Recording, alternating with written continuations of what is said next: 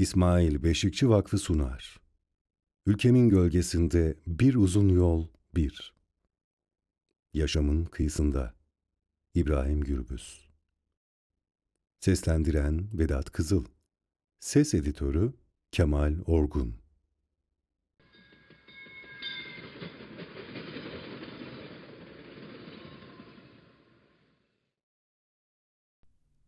İkinci bölüm. Gizli sürgün ve İzmir'e göç.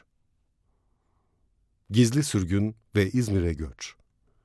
Kolonyalist düşünce ve küreselleşme politikaları sonucu yaratılan sorunların en başında zorunlu göç, yoksulluk, sürgün, kimlik ve kültürel çatışmalar gelmektedir. Kürtler, dünyanın hemen hemen her yerine göç etmek zorunda kalmışlardır. Kürdistan'ı büyük bir pazar haline dönüştüren sömürgeciler ve aktörleri, dünyanın en ücra noktasındaki Kürtlerin ulusal, kültürel varlığına bile tahammül gösterememişlerdir. Hatta asimilasyon politikasının gerçekleşmesi için sürgün ve göç ettirme politikasından da hiçbir zaman vazgeçmemişlerdir. Türk devlet aklının Kürt'e yaklaşımı, Kürtleri şehirlere göç ettirin, şehirler değirmen gibidir, öğütür şeklindedir. Türk siyasal sistemi Cumhuriyet'in kuruluşundan bugüne sürgün, deprem, yol projesi, yatılı bölge okulları gibi olguları asimilasyon enstrümanları olarak kullanmıştır. Aynı şekilde toplumda yoksulluk yaratarak insanların topraklarından kopmasını sağlayarak asimilasyonu hızlandırmıştır. Ve süreç bugün de devam etmektedir. Bazen yerel kimliklerin zenginliğinden ve çeşitliliğinden bahsedilmesi kocaman bir yalandır. Bu durumdan memnun olan bölgesel ve uluslararası anti-Kürt aktörler, Kürtleri Kürdistan'ın dışına çıkarmak için her yolu denemiş ancak başarılı olamamışlardır. İki taraf arasında çatışmaya yol açan bu durum, ulusal kimlik ve sömürge olgusu ve benzeri sorunların doğmasına yol açmıştır. Elektriğin ve telekomünikasyon sisteminin yaygınlaşmasıyla birlikte Kürtleri tarihten silmek ve Kürt dilini ortadan kaldırmak isteyen sömürgeci güçlerin amaçlarına ulaşmaları kolaylaştı. Televizyon ve elektriğin gelmesiyle Türkçenin öğrenilmesi, bunun neticesinde ise asimilasyon hız kazanmıştır. Anımsanırsa 1940'lı yıllarda köy enstitüleri vardı. Köy enstitüleriyle de diğer Türk eğitim kurumları gibi asimilasyon aracı olarak kullanılmaktaydı. Köy enstitülerinin kapatılmış olması Kürtler açısından bir fark yaratmamıştır. Bugün gelinen noktada sömürgeci asimilasyon fabrikalarında Kürtlere uygulanan her türlü yöntem bu sorunu içinden çıkılmaz noktalara taşımaktadır. Sürgün ve göçler küresel dünyada negatif etkilerinin dışında pozitif aksiyonlar da yaratmaktadır. Örneğin bilişim çağı, bilgiye ulaşmayı, özgür birey olmayı, soru sorma ve sorgulama yetisini geliştirmiştir. Küresel dünya bir yandan asimilasyonu hızlandırırken, diğer yandan birey kültürünü ve ulusal kimlik bilincini de geliştirmektedir. Bunun nedeni her türlü bilgiye bir tıkla ulaşabilmenin kolaylığıdır.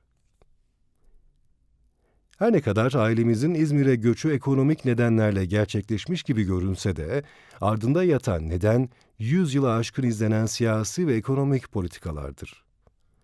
Osmanlı'nın son dönemlerinden itibaren başlangıçta Kürtlerin ileri gelenlerinin sürgünüyle başlayan göç ettirme politikaları, İttihat Terakki ile birlikte tehcire dönüştürülerek daha da pervasızlaştırılmıştır.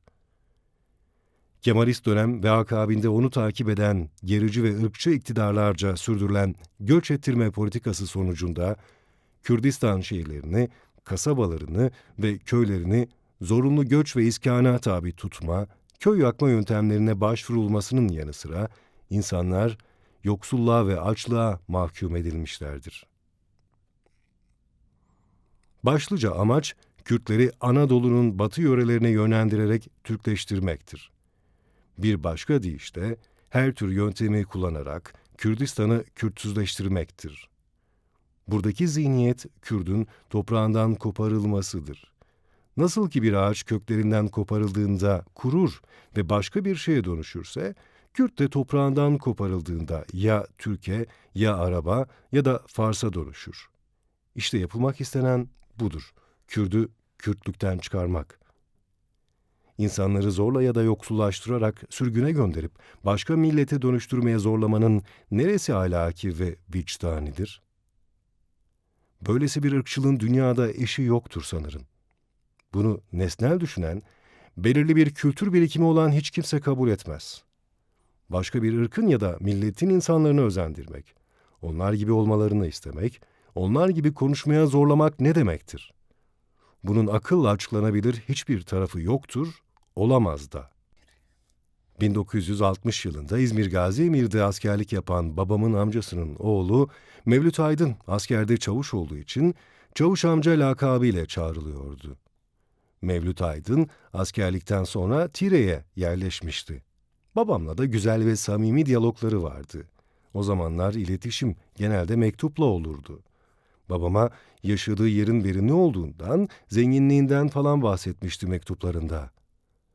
Göç etmemize en çok etki eden nedenlerin başında coğrafyamızın planlı bir şekilde geri bırakılarak yerinde çözüm yerine asimilasyonu hızlandırmak için göç ettirme politikası gelir. Verimsiz olan köyümüzün arazi yapısını ıslah etme metoduyla verimli hale getirilebilirdi. Ancak bu konuda hiçbir şey yapılmayarak köylülerin doğup büyüdükleri toprakları terk ederek Anadolu'nun görece daha verimli şehirlerine gitmek zorunda bırakılması bundandır. Özgür ve müreffeh olan bir halk neden dinini, kültürünü bilmediği bir ülkeye ya da bir şehre göç etsin ki?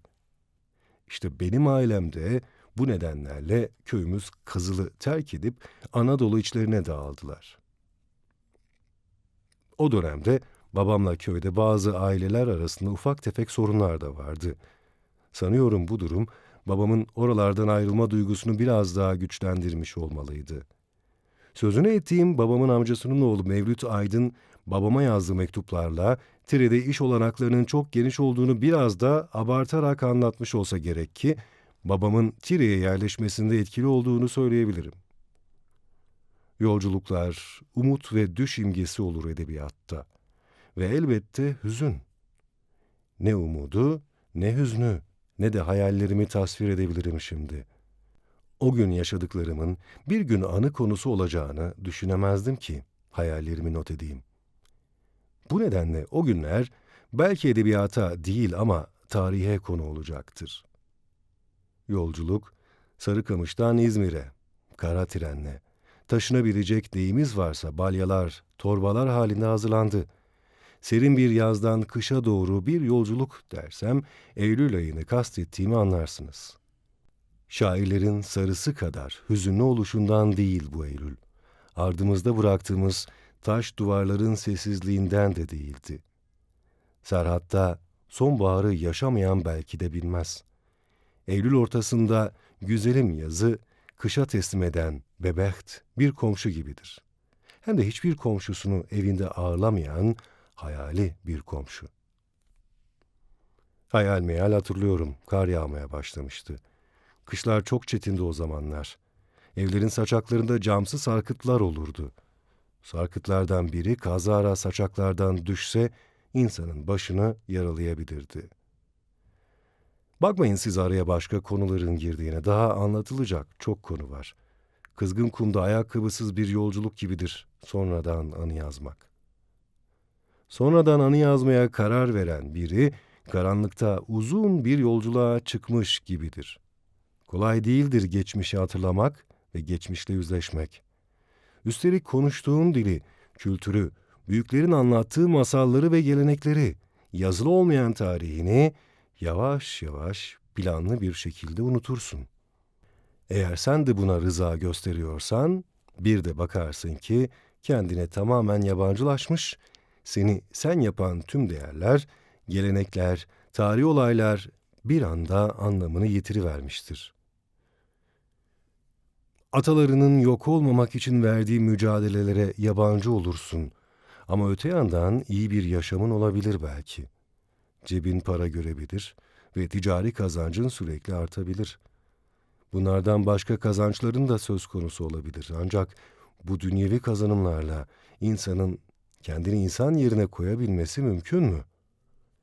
Geçmişinden koparılan bir insan, kabuğu olan ama içi boş bir cevize benzer. Çevremiz bunun sayısız örnekleriyle doludur. 1961 yılının Eylül'ünde İzmir Tire'de düşleyemediğimiz bir yaşamla karşılaşıyoruz. Daha önce ifade ettiğim gibi taşınabilecek neyimiz varsa almıştık. Tüm yükümüz o dönemin nakliye aracı olan bir öküz arabasının alacağı kadardı. Eşyalarımız yatak, yorgan, biraz da kapkacaktı. Eşyalar öküz arabasına yüklendi ve 1-2 saatlik yolculuğun ardından Sarıkamış Garı'na vardık. Aslında hepsi 10 dakika sürecek bir yolculuktu. Ama öküz arabasıyla olunca yolculuk çok daha fazla sürdü. Treni beklemeye koyulduk. Tren, demir rayların üzerinden kara bir duman çıkara çıkara, kükreyen bir ejderha gibi dirseklerini demir raylara vura vura istasyona gelip durdu. O melankolik, o hasret yakan melodiyi unutmak mümkün değil. Sarıkamış'ta henüz trene binmemişken, Yalavuzçam köyünde oturan dedemin amca çocuklarından Rıfat İşçi ile karşılaştık. Aşiretimiz bahsettiğim üzere çevre köylere dağılmıştı. Rıfat İşçi Harbiye'de okumuş, teğmen olmuş, İzmir'deki birliğine gidiyordu. Rıfat Teğmen daha sonra kurmay albay olacağını söylemişti. Sanırım Kürt olduğundan emekliye sevk edildi ama adı Rıfat Albay olarak kaldı. Rıfat Teğmen bir ara bize fırın ekmeği ve karpuz aldı. İçi pul pul, tane tane, bembeyaz ve yumuşacık bir ekmekti. O yıllarda henüz hormon ve GDO'lu tohum yoktu. Her şey çok lezzetliydi. Şimdi o ekmekten bulamazsınız. Böyle bir somun ekmeği ilk kez orada gördük. Her Kürt somun ekmek dendiğinde acıyla gülümsemekten kendini alamaz. Çünkü bazı köylerde somun ekmeğini tandır ekmeğine katık ederek peynir niyetine yendiğini kim bilmez ki? Her haliyle doğal bir ekmekti. Karpuzu da ilk kez görüyorduk ve hepimiz iştahla yedik. Yolculuk başlıyor. Eşyalar yüklendi. Trene önce bebeği kucağında annem, sonra bizler bindik. Tren, o bilindik acı, umut ve bilinmeze çalan siren sesiyle yola koyuldu. Bir tren sesi, duymaya göreyim. İki gözüm, iki çeşme demiş Orhan Veli. O tren sesi ki daha nice romanlara, nice öykülere konu olmuştur.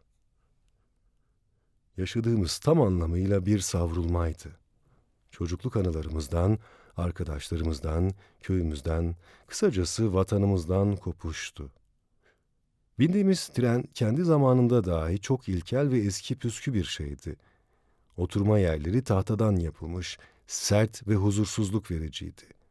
Yıpranmış, tedavülden kalkması gereken, İkinci Dünya Savaşı döneminden kalan bir trendi. Belki de Berlin-Hicaz demiryolunun yapıldığı yıllardan kalmaydı. Dile kolay. 4 gün, 3 gece. Öyle bir tahtanın üzerinde trenin kendisine has kötü kokusu ve durup kalkması bile insanın midesini ağzına getirmeye yetiyordu. Evet, bu kasvetli azap veren yolculuk koskoca 4 gün, 3 gece sürdü. Tuvalet ihtiyacını görmek bile başlı başına bir sıkıntıydı. Çoluk çocuk, kadın, kız nasıl giderecekler ihtiyaçlarını. Bu sorunun üzerinde yarattığı büyük sıkıntıyı çok iyi anımsıyorum. Neyse ki kondüktörlerin yönlendirmesiyle o ihtiyaçlar karşılanıyordu. Bilmediğimiz bir diyara gidiyorduk. Tarih 1961 sonbaharıydı. Sözün kısası, bindiğimiz tren bizim için bir alametti. Kabustu anlayacağınız. Perişan ve bitkin halde vardık nihayet. Merhaba İzmir. Merhaba Basmane Garı. Basmane Tren Garı. İzmir Basmane Garı'ndayız. Dil bilenimiz yok. Babam askerlikte çat pat Türkçe öğrenmişse de bu kendisini ifade etmesine yeterli değildi. O zamanlar askerlikte Ali Okulu dedikleri kursta kendini anlatabilecek kadar Türkçe öğrenmişti. Babamın elindeki adresi gören insanlar hangi otobüse bineceğimizi sordular. Eşyalarımızı gören muavinler bizi otobüslere almak istemediler. Basmane tren garının önünde Tire'ye gitmek üzere otobüs bulmak için babam telaş içinde çevredeki insanlara kırık dökük Türkçesiyle bir şeyler anlatıyordu.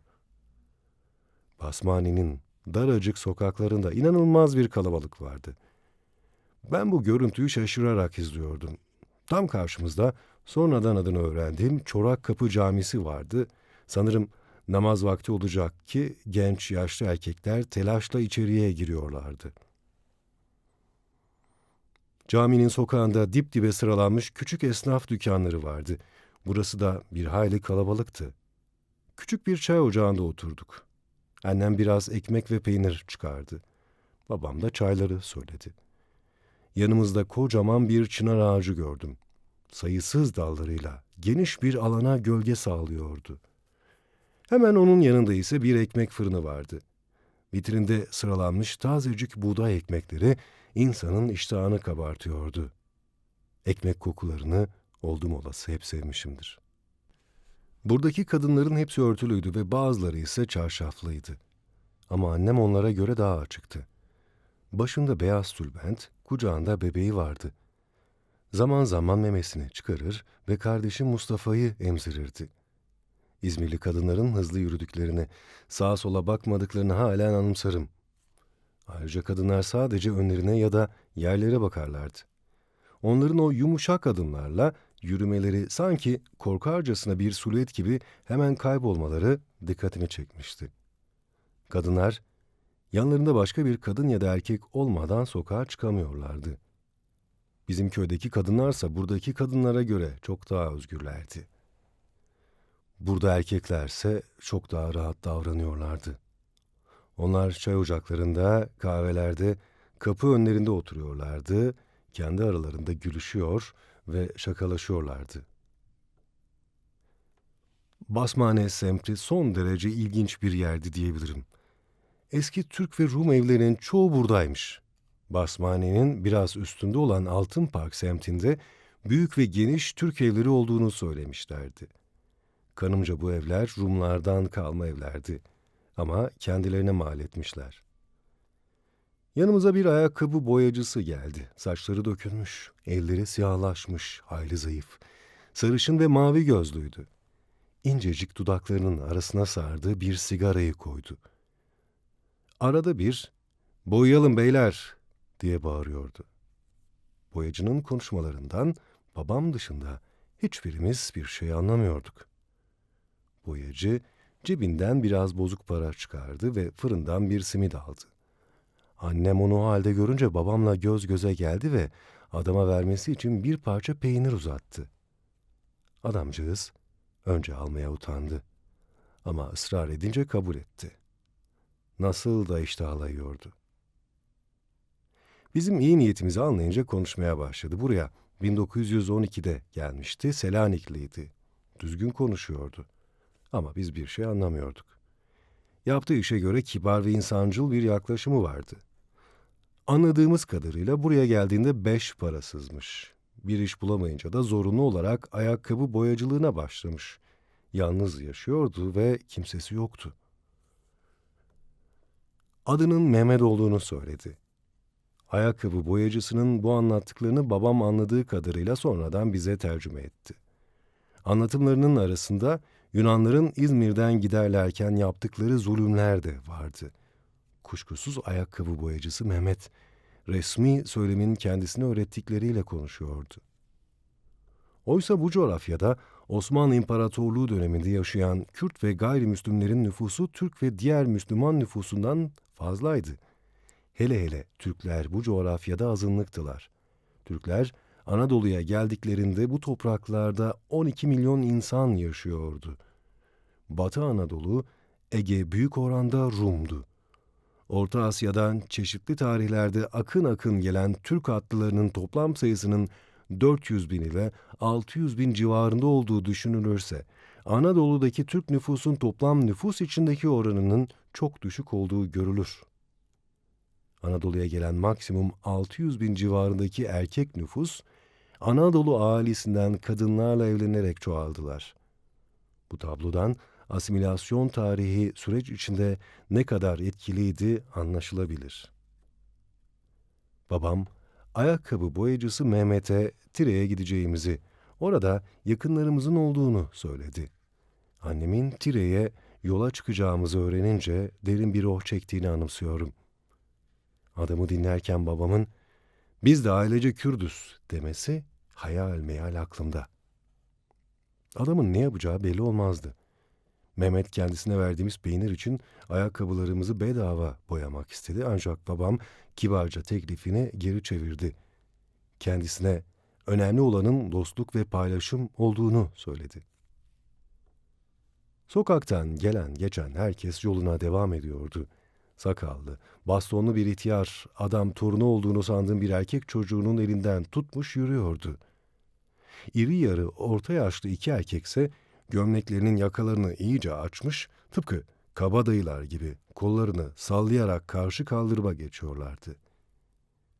Sofuoğlu yüzünden ve giyiminden belli olan sert bakışlı ve uzun sakallı bir adam kadınlara nefretle bakıyordu. Arada bir şeyler mırıldanıyordu. Oturduğumuz sokaktan çıkanların bir kısmı da tren garına gidiyordu.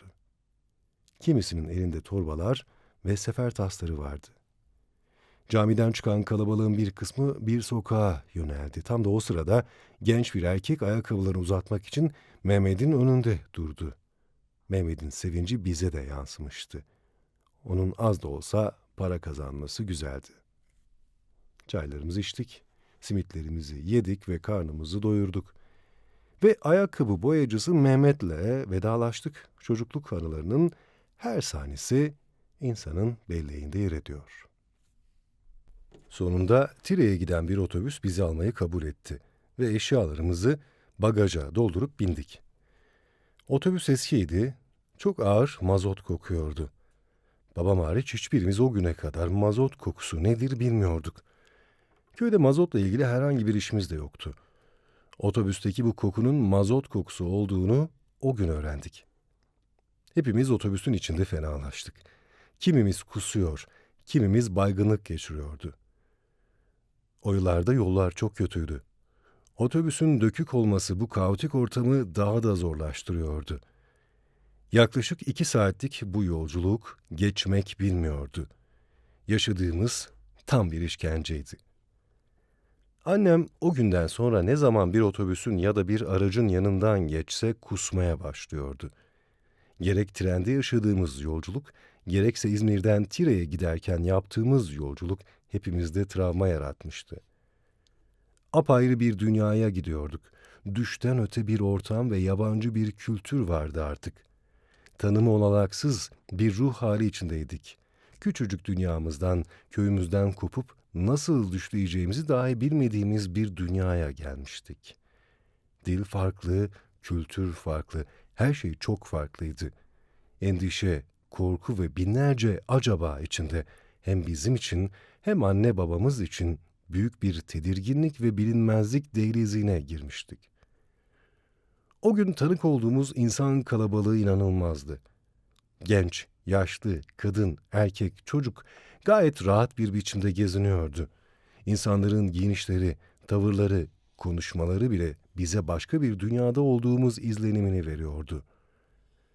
Köyümüzdeki sakinlik ve doğallık en azından burada görebildiğimiz alanda yoktu.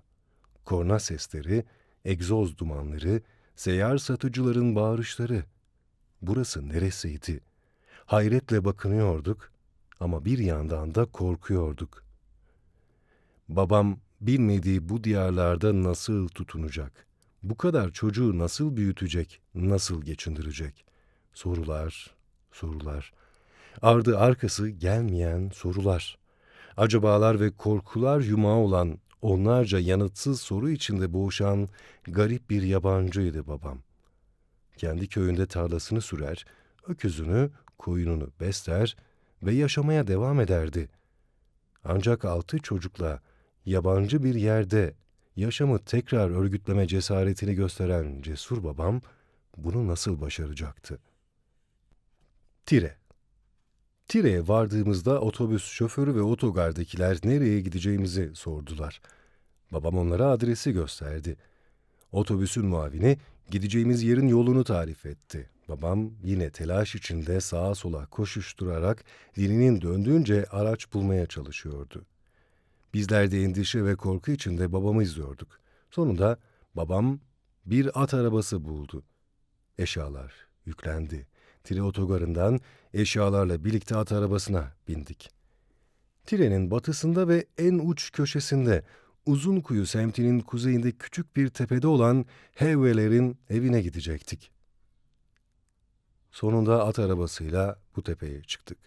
Tepeye vardığımızda hava kararmaya başlamıştı. Celil'in eşi Hevve otoriter, dirayetli bir kadındı. Celil ise edilgindi, anaerkil bir aileydi. Bu aileyi annem ve babam tanıyordu. Uzaktan da akrabalarımızdı. Ancak biz onları Tire'de tanıdık.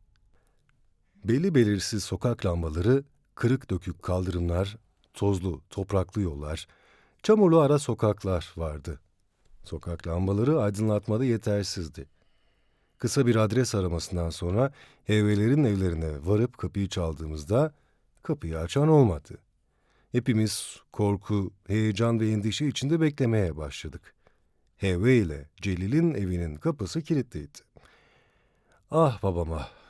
En büyüğü bıyığı yeni terlemiş 14-15 yaşında. Biri kundakta 6 çocukla nasıl bir felaketin içine düştüğünün hesabını yaparken alnında boncuk boncuk ter birikiyordu. Babam bu ağır sorumluluk altında bile yaşadıklarını bize yansıtmamaya çalışıyordu. Neyse ki karanlıkta birileri sesimizi duymuş olacak ki oldukça iri yapılı, siyah derili bir adam yanımıza geldi. Hepimiz şaşkın şaşkın hayatımızda ilk kez gördüğümüz siyah renkli adama bakıyorduk. Siyahi rengi bizi ürkütmüştü. Herkes tüm dünyayı kendi köyü gibi bilir. Biz de öyleydik işte. Radyo gazete nedir bilmeyen bir köylü, insanların böyle renklilerinin de olabileceğini nereden bilsin? Öküz dersen tüm köylüler bilir. Tavuk dersen eyvallah. Ama kendisine benzemeyen, başka bir derisi olan insanların köyde kime anlatsan anlamazdı. Daha önce bir örneğini görmediğimiz bu adamla bir şeyler konuştu babam. Siyah adamın anlattığına göre Hevveler Belevi köyüne pamuk toplamaya gitmişlerdi. Adam kapıyı açtı ve eve girdik. Eve girince sanki üzerimizden büyük bir yük kalkmış gibi rahatlamıştık. Hep birlikte derin bir nefes almıştık. O gün yaşadığımız psikolojik ruh halini hiçbir zaman unutamıyorum. Bir travma olarak belleğimin bir köşesinde hep durur. Artık sığınacağımız bir mekanımız olmuştu bu gurbet elde. Babam çatpat Türkçesiyle siyah adamla konuşmaya çalışıyordu. Adamın ismini o esnada öğrendi. Siyah adamın adı Ahmet'ti. Çevredekiler ona Arap Ahmet diyorlardı. Babam Arap Ahmet'ten öncelikle heyvelerle ilgili bilgi almak istiyordu. İlerleyen süreçte siyah derili insanların buralara geliş hikayesini de öğrenmiş olduk. Köle ticareti döneminde bir grup Afrikalı yeni çiftliğe gelmişti.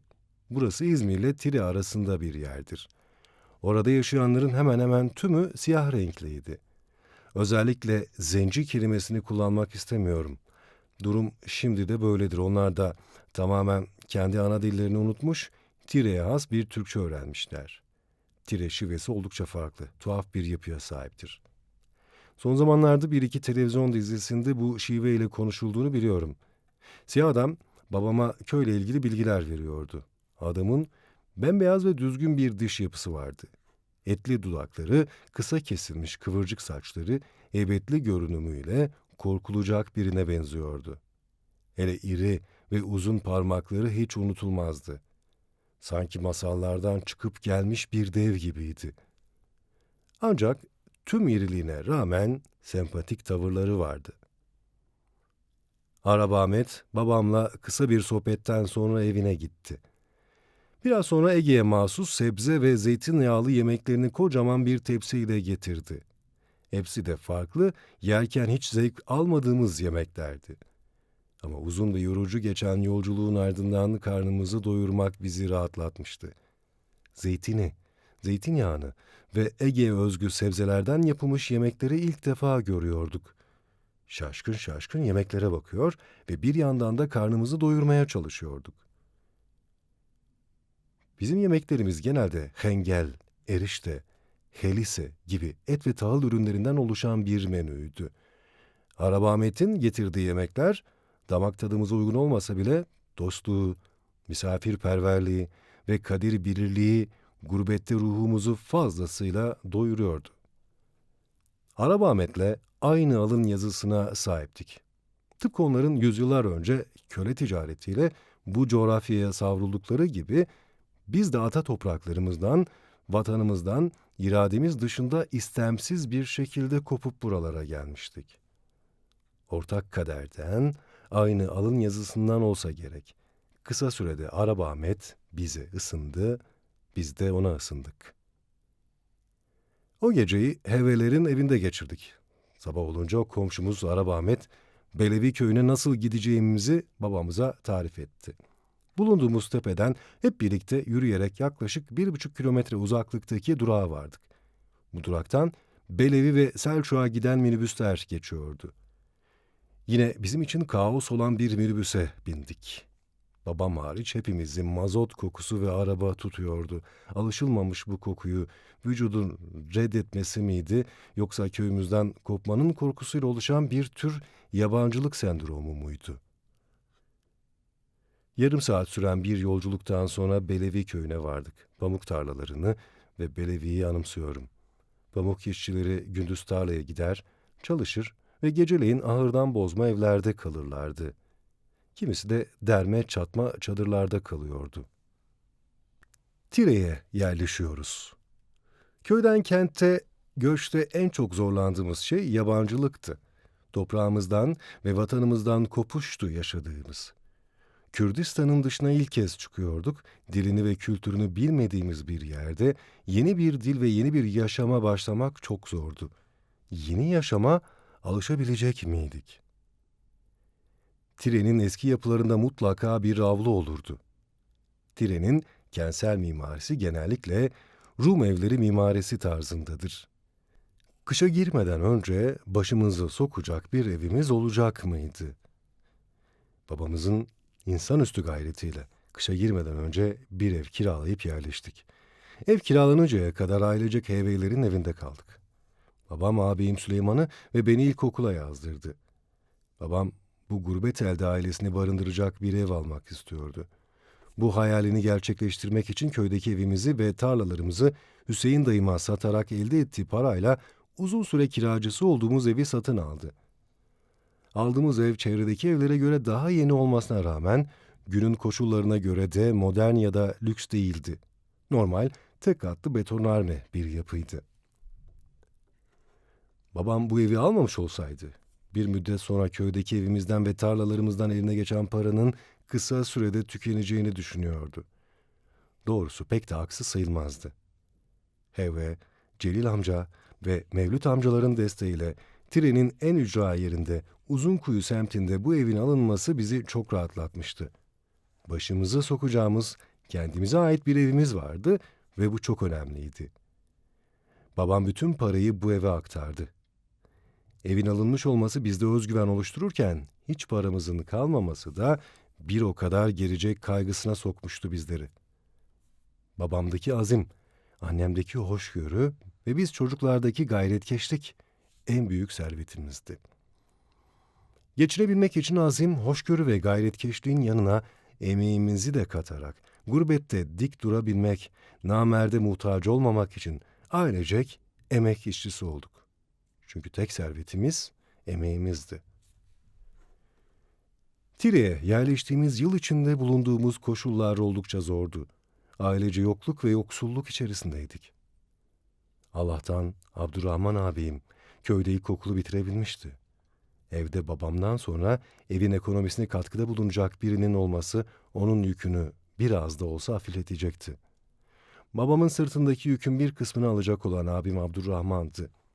Babam Mevlüt amcamın referansıyla Abdurrahman'ı Tire'de tanınmış terzilerden biri olan Nait Taykut'un yanına çırak olarak işe soktu. Ataerkil toplumda büyüyen ablam Naciye okuyamadı. Bu yüzden biz erkek kardeşlerine "Siz niye o zaman babama beni de okula kaydetmesi için ısrar etmediniz?" diye sitem ederdi. Ablamın okuyamaması onda ve bizde büyük bir yaradır. İnsanlar kendi toplumlarının yansımasıdır. Babam da feodal ve ataerkil bir toplumda büyüdüğü için ablamı okula göndermedi. Ancak ablam zeki bir kadındı ve asla pes etmeyen biriydi. Kendi çabalarıyla okuma yazma öğrendi. Ablamın kabiliyetli, öngörülü ve meseleleri tahlildeki isabetli görüşlerinden dolayı uzun yıllar sonra kendisini Tire'de HDP'nin yönetimini almak için öneri götürüldüğünde "Benim okuma yazmam yok, ilkokul diplomam bile yok. Bu görevi iyi yapamam. En iyisi sizin gönüllünüz olayım. Beni yönetime almayın," demişti. Ablamın tüm itirazlarına rağmen onu yine de yönetime almışlar. Tire'yi görmeyenler için şunları da eklemeliyim. Tire'nin toprakları çok bereketlidir. Her türlü sebze ve ot çeşidi bulunur. Havası temizdir ve insanı rahatlatır. Geçim kaynakları genellikle hayvancılık ve küçük esnaf ağırlıklı bir ilçedir. Geniş ovaları, bereketli tarlaları sayesinde ekonomisi bu yönde hayli gelişmiştir. İnsanları da buraya özgü geleneklere sahiptir. Bizim yaşadığımız yıllarda yakın mahallelerde oturan herkes birbirini tanırdı. Güzel komşuluk ilişkileri vardı. Kapı önlerinde kadınlar sohbet ederlerdi. Biz çocuklar da dışarıda top oynardık. Büyüklerin gideceği yerler sınırlıydı zaten. Birkaç küçük kahvehane, birkaç da meyhane vardı. Babam o kahvehanelerden birinde 50'li yaşlarda olan Hüseyin adında biriyle tanışmıştı ve ahbap olmuştu. Hüseyin oldukça uzun boylu, esmer tenli, ince dudaklı, birkaç dişi eksik biriydi. Yürürken sanki koşar gibiydi. Uzun bacaklarını açar ve sallanarak yürürdü. Dudak tiryakilerinin yaptığı gibi ağzından sigarayı hiç eksik etmezdi. Çekme burunlu, kepçe kulaklı, kel görünümlüydü. Patlak gözleri insana ürküntü verirdi. Bu cüssesine rağmen sesi inceydi ve çok sakin bir yapısı vardı. Hüseyin arada sırada babamdan borç para alır ve bazen de babama borç para verirdi. Bildiğim kadarıyla 3 bahçesi vardı. O bahçelerden hatırı sayılır bir gelir elde ediyordu. Hatta bize gelirken zaman zaman torbayla sebze ve meyve getirirdi. Karısı yıllar önce ölmüş, 2 çocuğuna da kardeşleri bakıyordu. Bir gün bize üzüntülü ve ağlamaklı bir şekilde geldi.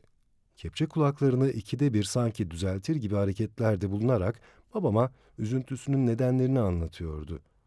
Kardeşi Hasan'ın birini öldürdüğü iddia edildiğini söyleyerek dertleşiyordu babamla. Hüseyin, babamı yakın bulduğundan olsa gerek içini dökmek için bize gelmişti. Hüseyin babama samimi davrandığı için babam da bu tavrından dolayı onu çok seviyordu. Babam gurbet elde candan bir dost bulmuştu. O sebeple Hüseyin'le birlikte zaman zaman cezaevindeki Hasan'ı ziyarete giderlerdi. Kısa bir süre sonra Hasan'ın suçsuz olduğu anlaşıldı ve cezaevinden çıktı. O gece Hüseyinlerin evinde yemeğe davetliydik. Geniş bir bahçeleri vardı. Bahçenin bir köşesinde erik ve dut ağaçları geniş bir gölge yapmıştı. O ağaçların altında bulunan uzunca bir ahşap masaya yemekler getirildi. Babam, Hüseyin ve Hasan kendi aralarında gülüşerek koyu bir sohbete dalmışlardı. Kadınlar da hem yemekleri getiriyor hem de boşalan tabakları topluyorlardı. Babamın Türkçesi kendini kıt kanaat anlatabilecek düzeydeydi. Annem birkaç cümle dışında Türkçe konuşamıyordu. Kadınlar birbirleriyle bakışları ve işaretlerle anlaşabiliyorlardı. Ailemizin tümü sonradan yavaş yavaş Türkçeyi öğrendi.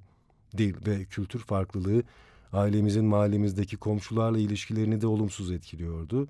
Biz her halimizle kendimizi onlardan farklı görüyorduk. Hüseyin kardeşinin kurtulmasına sevindiğinden o gece hepimize tam bir ziyafet çekti. Birkaç çeşit zeytinyağlı yemek vardı. Biber dolması, yaprak sarması ve lahana dolması. Sanırım 2 çeşit mevsim salatası yapılmıştı. Bir çorba içtik ama ne çorba olduğunu bilemiyorum. Ama ana yemek olarak yeni kesilen bir kuzunun iri etleri servis edildi. Yanında ayran ve meşrubat da vardı. O yemeğin lezzetini halen unutamam. Okuyanlar beni bağışlasınlar yemek çeşitlerini saydığım için. Buradaki gayem ne yediğimiz değil, Tire'deki yemek kültürünü anlatmaktır. Tire'nin tarihsel geçmişi ve sosyo-kültürel dokusu. Evliya Çelebi seyahatnamesinde Tire isminin İrani bir kavimden olan Buğday Dede'nin eşi Sira Hatun'dan geldiğini ve Sira Hatun'un mezarının Buğday Dede Mescidi'nin bahçesinde olduğunu yazar. Evliya Çelebi'ye göre Tire'nin yani Sire'nin kurucusu Sira Hatun'dur. Kuşkusuz bu bilgilerin araştırılmaya gereksinimi vardır. Tire, Osmanlı'nın önem verdiği bir yerdir. Osmanlı döneminde Aydın sancağına bağlıdır. 20 Nisan 1924 yılında sancakların kaldırılması ve iller kanununun çıkarılması ile İzmir'e bağlanmıştır. İlçenin Aydın ve İzmir'e uzaklığı yaklaşık 80 kilometredir. Tire, sırtını Aydın Dağları silsilesine bağlı Güme Dağı'na yaslamış, etrafında derin vadiler, gedikler ve derelerle kuşatılmış yeşillikler içinde şirin bir ilçedir. Harlak ve Beyler dereleri, Kömürcü Gediği, Küçük Menderes Vadisi ve Nehri, İkizdere ve Dibekçiler Vadileri başlıcalarıdır.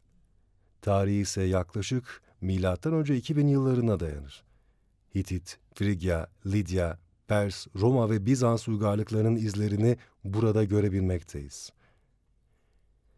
Tire Osmanlı döneminde ulemalar yatağı olarak anılan ve içinde etnografya, arkeoloji müzesi, tarihi Necip Bey Kütüphanesi, Tahtakale Çarşısı, Balum Sultan, Kesikbaş türbeleri, Kaistros kaya mezarları ve çok sayıda çeşme, han ve hamamları olan bir ilçedir.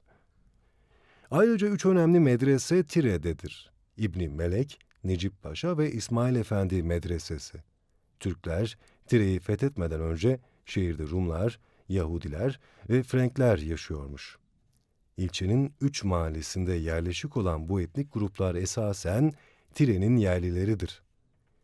İlçeyi Rum mahallesi, Yahudi mahallesi ve Frank mahallesi olarak paylaşmışlardır. Tire'nin önemli kültürel zenginliklerinden biri de sonradan buraya gelip yerleşen Türk Alevi ve Bektaşileridir. Örneğin Buğday Dede, Ali Baba dergahı ve dervişleri buradadır. Ancak Türkler bu coğrafyaya egemen olduktan sonra Rum, Yahudi ve Frank nüfusu giderek azalmışlardır. Türkiye Cumhuriyeti ile birlikte Rumlar ilçeyi büyük oranda terk etmiş, kalanları da asimile edilmiştir. Yahudiler ise bir biçimde göçertilmiştir. Frankler ve Levantenler buraları terk etmişlerdir. Bilindiği gibi İttihat ve Terakki Cemiyeti iktidarı ve onu takip eden Kemalist iktidar, bu şehirdeki çok kültürlülüğü, dinsel zenginliği, kısacası kadim bir uygarlığı yok ederek tekleştirme, homojenleştirme politikasını başarıyla hayata geçirmişlerdir. Yalnız Tire örneğinde değil, genel olarak tüm arkeolojik, etnografik, tarihsel ve kültürel zenginlikler maalesef Türk resmi ideolojisi tarafından silinmeye ve bu zenginlik Türkleştirilmeye çalışılmıştır. Birçok rengin, tadın ve kokunun olduğu bu coğrafya tekleştirilerek adeta çoraklaştırılmıştır. Tire başlangıçta Aydınoğulları Beyliği elindeydi. Daha sonra Aydınoğulları Beyliği'nin Osmanlı Devleti'ne bağlanmasıyla önemli bir kent olmuştur. O dönemde Osmanlı Devleti'nin 3 büyük kütüphanesinden biri Tire'dedir. Diğer kütüphaneler İstanbul ve Bursa'dadır. Necip Bey Kütüphanesi, tarihi el yazmalarının olduğu zengin bir kütüphanedir. Tire'nin bir diğer önemli özelliği Osmanlı Arşivi ve Darphanesi'nin burada olmasıdır. Nevroz. Ailemizin 29 yıllık yaşamı Tire'de geçti. Bu süre boyunca Nevroz Bayramı'nın Tire'de kutlanması kafamı meşgul eden bir soruydu. Her yıl 21 Mart'ta Tire halkı kırlara çıkar, ateş yakar ve piknik yapardı. Daha sonraki araştırmalarımda Tire'deki Nevroz'un Evliya Çelebi seyahatnamesinde de geçtiğini öğrendim. Evliya Çelebi, Tire halkının yaşama bağlılığını ifade ederken, halkın mesireleriyle övündüğünü dile getirmektedir. Ve devamla bunun en güzel örneği Nevruz'du. Aylar öncesinden Nevroz'a hazırlanırdı halk diye ifade eder. Görüldüğü gibi Nevroz Bayramı'nın Tire'de kutlanması tarihi bir gerçek. Kuşkusuz bu kutlama Kürdistan'daki gibi otantik değildi. Fakat sonuç itibariyle 21 Mart'ta kırlara çıkmaları ve ateş yakmaları önemli bir ipucuydu. Türkiye'nin herhangi bir şehrinde ya da ilçesinde böyle bir gelenek yoktu. Gerçi bu gelenek son yıllarda ortadan kalktı da diyebiliriz. Ulusal ve toplumsal bilinç bende oluşmaya başlamasından itibaren bu konuyu hep kendi kendime soruyordum. Bu geleneğin Osmanlı döneminde İrani kültür adamları olan Mengüçlü dervişlerce getirildiğini, daha sonra gelen Kürt bir uçbeyi ya da bir mutasarrıf tarafından devam ettirildiğini ve 1970'li yıllara kadar yaşatıldığını görüyoruz. Ancak söz konusu Kürt uçbeyi ya da mutasarrıfın kim olduğu konusunda bilgi sahibi değildim. Eski dava arkadaşım Güven Yılmaz, Ahmet Kardam'ın Bedirhaniler üzerine bir kitabı olduğunu, kitabın içinde Tire'den bahsettiğini ve bu kitabı mutlaka okumam gerektiğini söyleyince çok merak ettim. Bana gönderdiği kitabı bir solukta okudum. Kitap, Kürt tarih bilinci açısından çok önemlidir. Özellikle de Bedirhan Bey'in Osmanlı ve diğer Kürt mirleriyle olan diplomasi çalışmalarını bilimsel olarak ortaya koymuş değerli bir çalışmadır. Bu kitaptan Bedirhan Bey'in kuzeyde Kars'ta, güneyde Süleymaniye'ye kadar hemen hemen tüm Kürdistan'ı kapsayan coğrafyada Kürt mirleri arasında ittifaklar kurduğunu görüyoruz. Bu kitapla yıllardır kafamı meşgul eden Tire'deki Nevroz geleneğinin nereden geldiğini çözmüş oldum. Muhtemelen Tire'de o yıllarda kutlanan Nevroz Bayramı'nın tarihi Evliya Çelebi'nin de yazdığı gibi 1600'lü yıllara dayanmaktadır. Ancak ben bu geleneğin Bedirhan Bey'in büyük oğlu olan Aydın Mutasarrıfı Necip Bey tarafından sürdürüldüğü kanaatindeyim. Bölgede 1600 yıllardaki Nevroz Bayramı kutlanması geleneğinin İrani Mengüçlü dervişler tarafından mı yoksa Osmanlı İmparatorluğu'nun gönderdiği bir Kürt uçbeyi tarafından mı başlatıldığı hususu daha derinlikli çalışmaların yapılmasını gerektirir niteliktedir. Bedirhan Bey'in büyük oğlu Necip Bey, 1879 yılında Aydın Mutasarrıfı olarak tayin edilir. Kızı Sariye Hanım, Tire eşrafından Rum asıllı Mustafa Lütfi Efendi'nin oğlu Ali Galip Paşa ile evlenir. Ali Galip Paşa ve Sariye Hanım Tire'ye yerleşirler. Sariye Hanım'ın köşkü Tire'dedir. Bu köşkten günümüze sadece bir kapı ve ön duvar kalmıştır. Fransız yazar Lamartine bu evde birkaç gün kaldığından ismi Lamartine Konağı olarak değiştirilmiştir. Resmi ideolojiye göre Ali Galip Paşa ve Sariye Hanım'ın isimlerinin konağın adı olarak kalması, tarih bilincini besleyeceğinden söz konusu isim tercih edilmiştir. Sariye Hanım, Bedirhan Bey'in torunudur. Cizre Botan Bey Bedirhan, Direniş ve İsyan Yılları kitabının yazarı Ahmet Kardam'ın nenesidir. Ve dolayısıyla ismi Bedirhanileri çağrıştıracaktır. Bu evde Sariye Hanım'ın ağabeyi Necip Paşa'nın büyük oğlu Abdurrezzak Bedirhan da kalmıştır. Hatta Salih Bedirhan anılarında Aydın'da Necip Paşa'nın evinde 15 gün kaldığını, Abdurrezzak ve diğer yeğenleriyle uzun sohbetler ettiklerini belirtmektedir.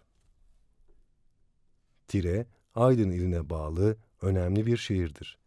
Mihalzade Ali Galip Paşa ve Sariye Hanım'ın Tire'deki köşkü çok görkemli ve önünde resmi törenlerin yapıldığı bir yerdedir. Bu köşkün adı Lamartine Konağı olarak değiştirilmekle yetinilmemiş. Türk Kurtuluş Savaşı'ndan sonra Sariye Hanım ve Ali Galip Paşa'nın konağı yağmalanmış ve arazileri ise gasp edilmiştir. Bu konağa daha sonra el konulmuştur. El konulan bu köşk daha sonraki yıllarda çok önemli şahsiyetlere ev sahipliği yapmıştır. Örneğin Sadık Kız bir süre bu konakta kalmıştır. Adnan Menderes, Sadık Kız'ın halasının oğludur. Kendisi Galatasaray Spor Kulübü'nün ilk başkanı Galatasaray adısını satın alarak spor kulübüne bağışlayan ve bir dönemde Kültür Bakanı müsteşarlığı yapan biridir. Bedirhanileri çağrıştırdığı için Sariye Hanım ve Ali Galip Paşa Konağı'nın adının değiştirilerek Lamartine Konağı yapılması Kürtlüğü hafıza mekanlarından, tarihsel belgelerden silme zihniyetinin bir sonucudur. Aynı zihniyet Yavuz Sultan Selim'le Kürdistan'ın özellik anlaşmasını yapan İdrisi Bitlisi'nin adının olduğu İstanbul Eyüp'teki köşk ve İdrisi Bitlisi Tepesi'nin adı 1934 yılında değiştirilerek Pierre Loti Tepesi yapılmıştır. Pierre Loti, tıpkı Le Martin gibi Fransızdır.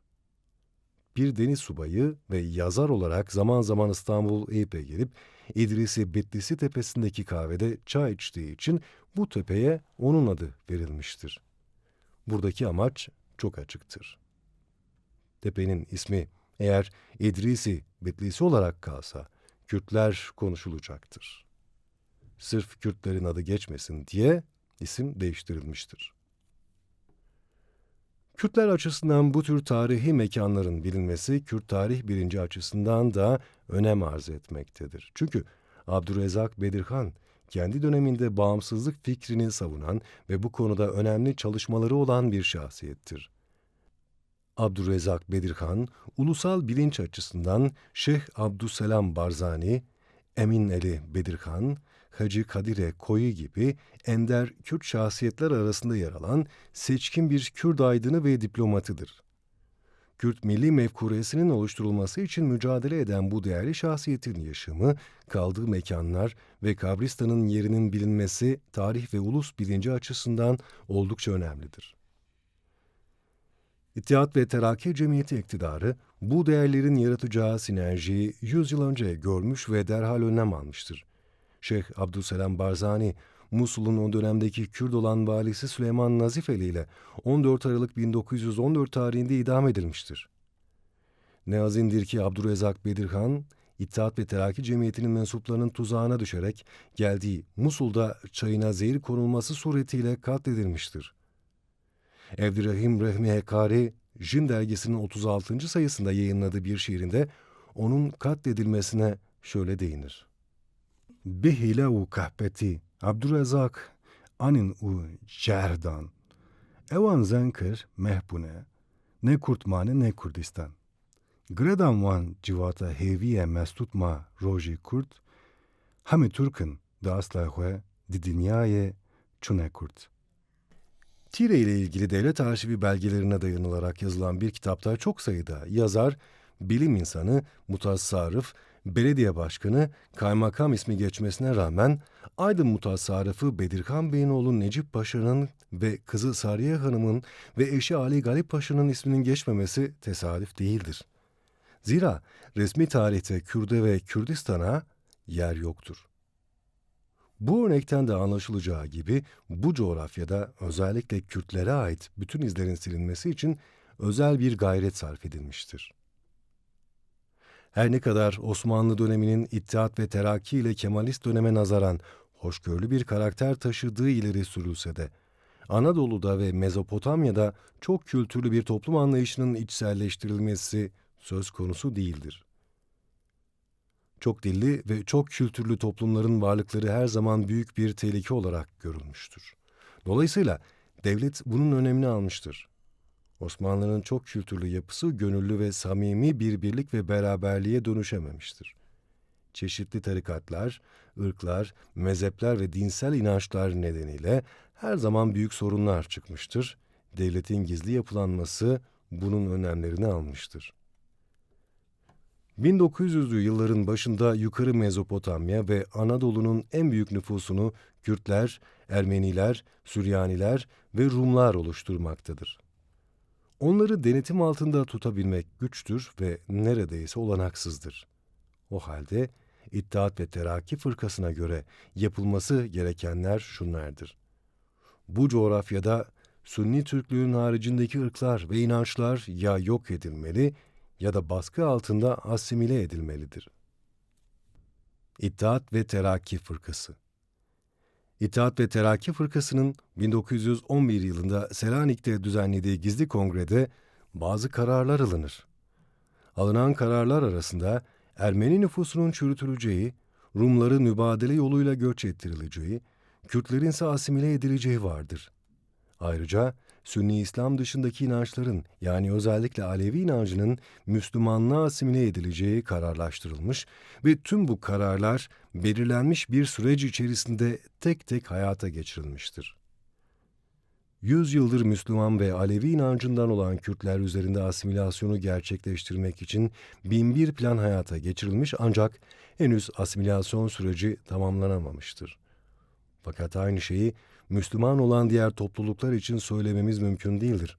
Örneğin Çerkezler, Abazalar, Lazlar ve Pomaklar nüfus olarak az olduklarından, bir diğer deyişle belirli bir coğrafyada çoğunluk olmadıklarından büyük oranda asimile edilmiş ve hemen hemen tarih sahnesinden silinmişlerdir.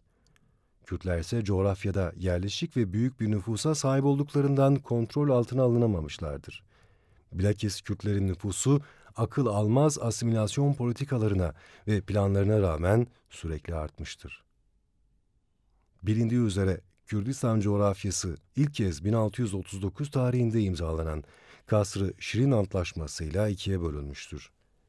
1825'te Türkmençay Antlaşması ile tekrar bölünmüş, akabinde 1923 tarihinde Lozan Antlaşması ile 4'e hatta 5'e bölünmüştür.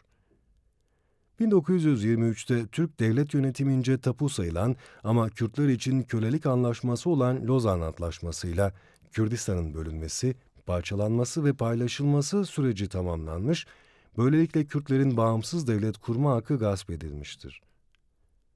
Kürdistan'ın bölünmesi, parçalanması ve paylaşılması Kürt ulusu üzerinde derin tahribatlar yaratmıştır. Bölünme, parçalanma sürekli kendisini üretmiş ve asimilasyon sürecini hızlandırmıştır.